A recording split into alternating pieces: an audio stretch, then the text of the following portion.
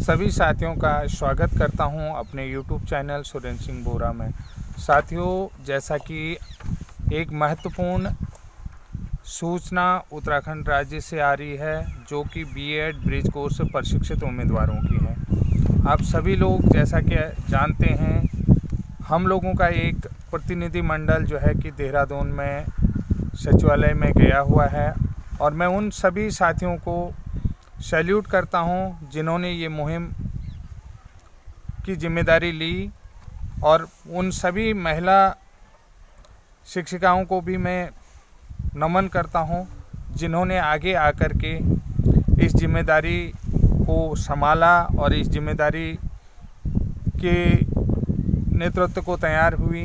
तो उन्होंने जो है कि हमारे जो नेतृत्व को एक अच्छी गति प्रदान की। उन सभी को मैं दिल से धन्यवाद देना चाहता हूं। साथ ही जो है कि हमारे विपिन भंडारी जी हैं, कविंद्र बोरा जी हैं और दीपक उनियाल जी हैं, इन सभी साथियों ने एक बहुत बड़ी जिम्मेदारी उठाई। तो थोड़ा सा हम फोकस कर लेते हैं कि हमारा देहरादून जाने का मकसद क्या है। जैसा कि आप जानते हैं, उत्तराखंड प्राथमिक शिक्षक भर्ती में बीएड ब्रिज कोर्स प्रशिक्षित उम्मीदवारों को राज्य स्तरीय विभागीय डीएलएड के समकक्ष चयन प्रक्रिया में क्यों नहीं रखा गया है, तो इस विषय में हम लोग जो है देहरादून गए हैं। साथियों, जैसा कि आप जानते हो, national council for teacher education act 1903 की धारा 12A के तहत एनसीटी को प्राथमिक विद्यालय में सहायक अध्यापक के रूप में नियुक्त करने की जो योग्यता का निर्धारण करने की जिम्मेदारी दी गई है। तो एनसीटी समय समय पर इस नियम को सशक्त और शिथिल बनाती है, ये भी आप लोग जानते ही हैं। और ये जो है कि national council for teacher education के अधिकारों के तहत ही इस तरीके का उतार चढ़ाव होते रहता है। तो जैसा कि आप जानते हैं, हम लोगों ने भी वर्ष 2017 से 19 के बीच में जो प्रशिक्षण योग्यता हासिल करी, यानी कि बीएड होने के उपरांत जो हमने 6 महीने का एनआईओएस से ब्रिज कोर्स किया, तो आज तक विभाग ने उसे शिक्षक के रूप में नियुक्त होने के लिए पर्याप्त न्यूनतम प्रशिक्षण योग्यता के रूप में शामिल नहीं किया है। तो ये हमारे लिए बहुत दुर्भाग्य की बात है और हमारे विभाग ने भी सोचना चाहिए। तो मैं आप लोगों को बताना चाहता हूं कि हम लोग किन महत्वपूर्ण बिंदुओं पर फोकस करते हैं।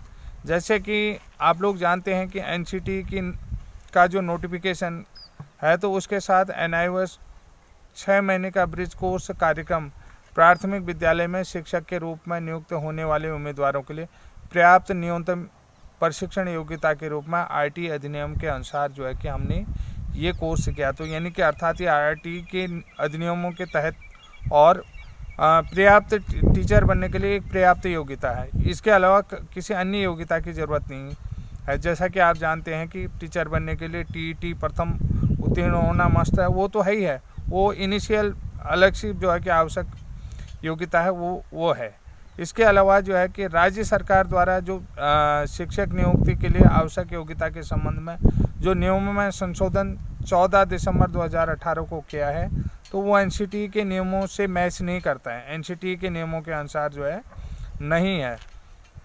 अब देखिए, समय समय पर जो संशोधित राष्ट्रीय अध्यापक शिक्षा परिषद की अधिसूचना है दिनांक 23 अगस्त 2010 के पैरा 3 के अनुसार बीएड प्रशिक्षण योग्यता को कुछ शर्तों के अधीन कुछ शर्तों को रखते हुए प्राथमिक विद्यालय में शिक्षक के रूप में नियुक्त होने का जो है कि व्यक्ति के लिए एक वैध योग्यता को भी मान्यता दी गई है। हालांकि ये योग्यता एनसीटी ने 23 अगस्त 2018 को बीएड बिना कट ऑफ के पर्याप्त न्यूनतम योग्यता के रूप में शामिल कर लिया गया।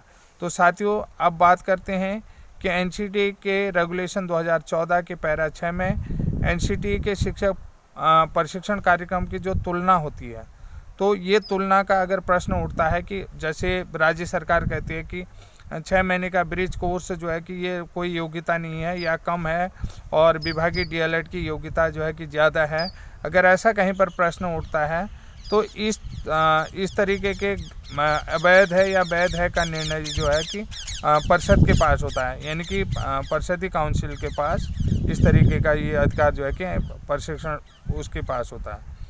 अब देखिए, एनसीटी के 28 अगस्त 2018 को बीएड डिग्री धारियों को एनसीटी से मान्यता प्राप्त योग्यता होने और प्राथमिक विद्यालय में कक्षा 1 से 5 तक अध्यापक के रूप में नियुक्ति के लिए पात्र बनाया गया, बशर्ते उसे 6 महीने का ब्रिज कोर्स करना अनिवार्य होगा। तो आपने इन सारे बिंदुओं को समझ लिया होगा कि हमने नियमों के आधार पर ये वीडियो बनाया है। तो इसमें जो है कि अगर राज्य सरकार की जो अपनी नियमावली है कि 14 दिसंबर को जो नियमावली जो बनाई है राज्य सरकार ने, तो उसके अधीन नहीं है।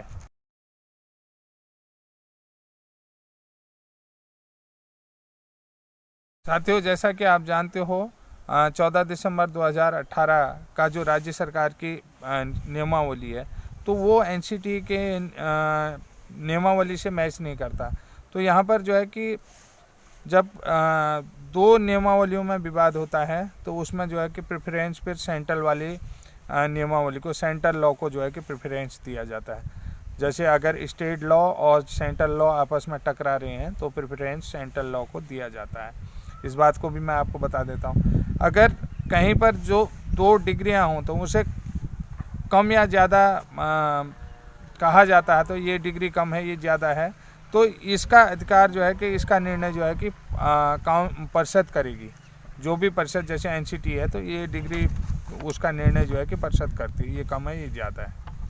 तो और एक चीज़ और कहता हूँ कि 28 अगस्त की जो बात कर रहा हूँ, 28 अगस्त 2018 की सेवा नियमावली में बीएड प्रशिक्षित उम्मीदवारों को भी प्राथमिक विद्यालय में अध्यापक बनने का जो अधिकार एनसीटी देती है उत्तराखंड में, और इसके अलावा जो है कि 6 महीने का ब्रिज कोर्स भी अनिवार्य है।